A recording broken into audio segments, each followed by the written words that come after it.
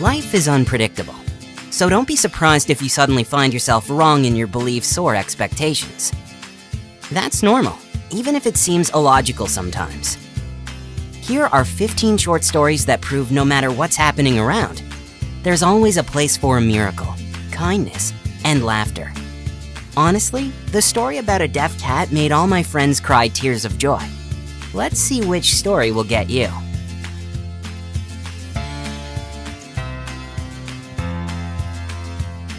I have a part-time classmate who's already 60 years old. Can you believe she wants to get a second higher education? Why? Her 5-year-old grandson decided to live in Italy when he grows up. Now, she studies Italian to teach her grandson in order to help him achieve his dream.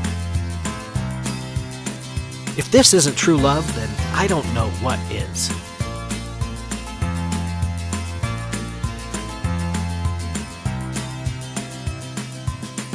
I found some girl ugly and decided to troll her. I created a fake page in a social network and followed her to make her fall in love with me. My plan was to call her for a date and never show up.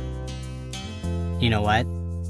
While chatting with her, I suddenly realized how incredible she was, and I fell in love.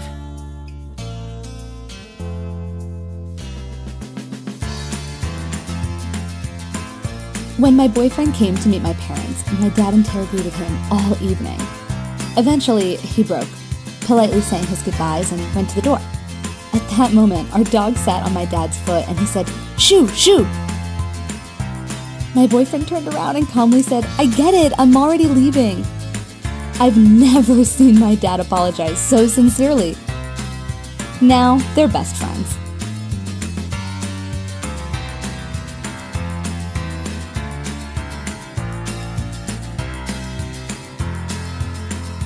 My home has great acoustics, and I really love to sing. I usually only sing during weekdays when none of the neighbors are home. One day I was singing a song, but I stumbled over the lines as I forgot some of them. Then I suddenly heard a male bass voice from above continue the song for me. We sang to the end together.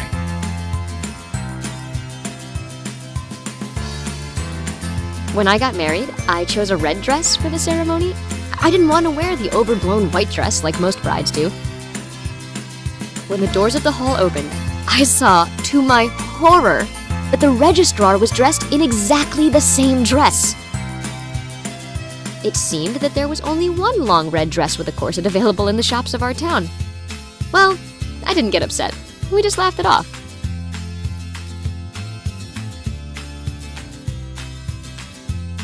I don't give beggars money. It's a matter of principle. I consider them all liars. One day, I saw a homeless man who was feeding stray dogs. I guess a normal meal was clearly a rarity for him. He was purposefully walking around looking for the poor dogs. It touched me so much that I bought him a proper meal. Now I see him from time to time and help him. He's just a good man with a hard life.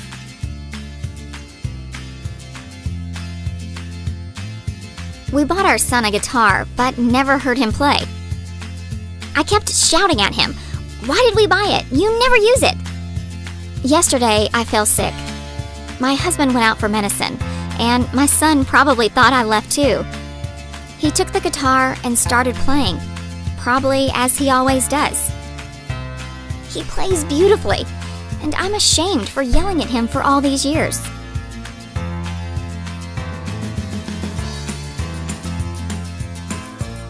I stayed over at my girlfriend's place for the first time, and since she's always on a diet, I decided to go to the kitchen at night.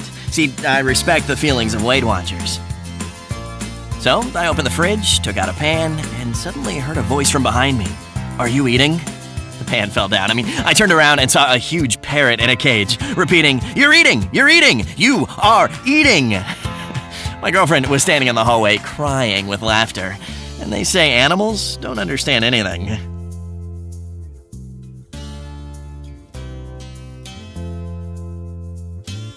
When I brought my boyfriend to meet my parents, my dad took me aside and told me a heartbreaking story about a son he'd accidentally had in youth. Looking earnestly at me, he said it was him. My mother confirmed his tale. I was hysterical. Then they laughed and simply said it was a joke. Some joke.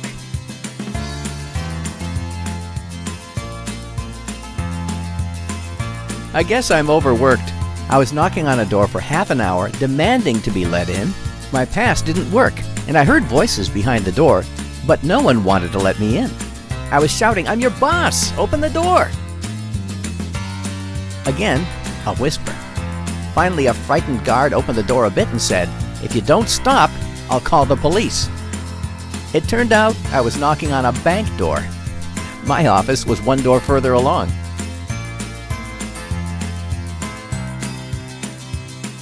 Once, I went to a nightclub with my friends. I was sitting at the bar when a guy approached me and said, "Let's go to my place. I'll show you my raccoon." Well, guys have tried to pick me up before, but this was the first time someone did it in this way. I got interested and agreed. When he opened the door, I saw a real raccoon running to us.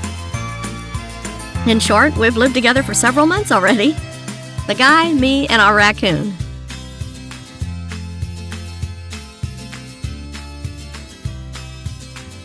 I'm at my grandparents' place, sitting at the table. My grandpa's in front of me, and my grandma is standing at the stove baking pancakes. Suddenly, Grandpa says, "Let's show him what we can do." Then Grandma suddenly throws a pancake over her shoulder to Grandpa, and he catches it with a plate. With a plate, guys! They're 70 years old, and they haven't forgotten how to have fun yet.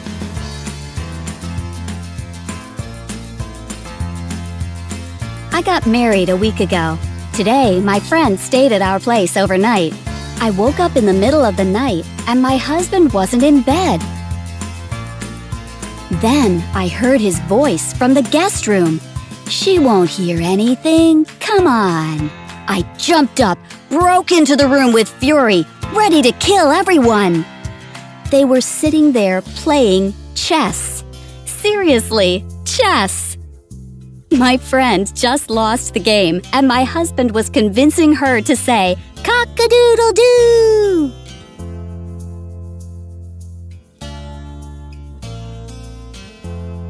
Our friends threw their cat out, and we took it in. We knew he was deaf, as he didn't react to any sounds. However, he was otherwise a fine and friendly furry buddy. So, he'd lived with us for 2 years when all of a sudden he started to play with plastic bags, react to the sound of the food bag, and come when called. It turned out he was perfectly healthy. He just couldn't be bothered about anyone.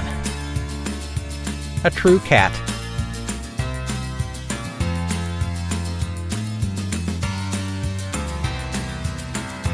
When I was in 4th grade, we were presenting flowers to our teachers before the summer holidays, and I had a huge, expensive bouquet. I should have given it to a teacher, but they were all cruel and unfair. So, I gave it to the one who really deserved it, our cleaning lady. The next year, she didn't come back. Now, after 9 years, my friend told me that the lady was his neighbor. Back then, she was so happy to get a bit of attention, she left the school and started her own business. He said, I gave her hope.